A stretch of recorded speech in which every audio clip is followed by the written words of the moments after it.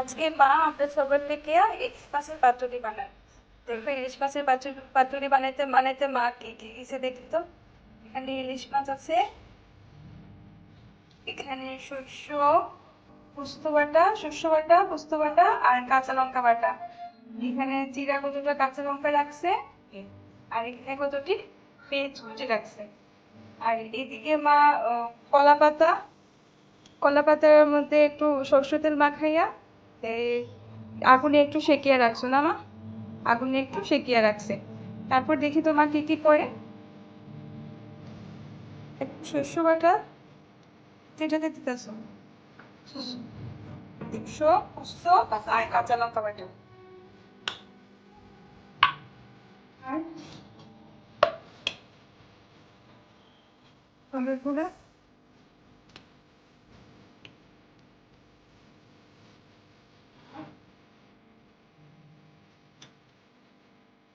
পেঁয়াজ কুচি, কাঁচা মরিচ।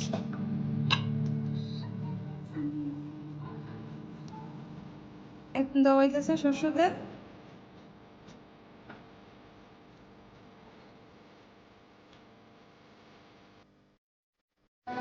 দিয়ে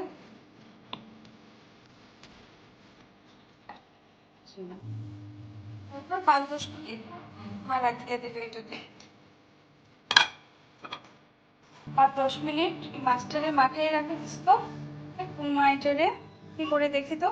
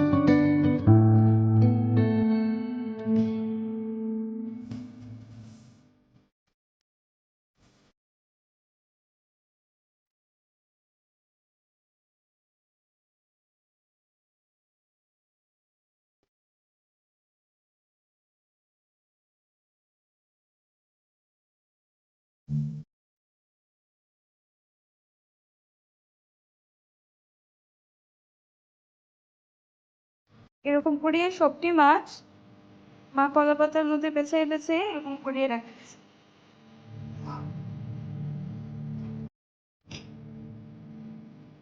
এবার রাইস কুকারের মধ্যে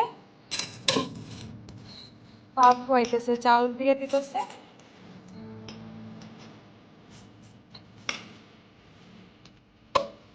জল দিছে রাইস কুকারের মধ্যে, আর রাইস কুকারের উপরে ডাকনাতে মা কলা পাতা একটা দিয়া আর বাকি যে মাছগুলো কলা পাতার মধ্যে পেঁচাই রাখছিল এগুলোও দিয়ে দিতেছে। দিয়া রাইস কুকার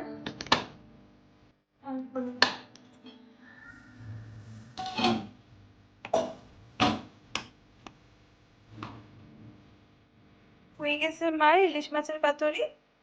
একটু খুলিয়ে দেখি তো।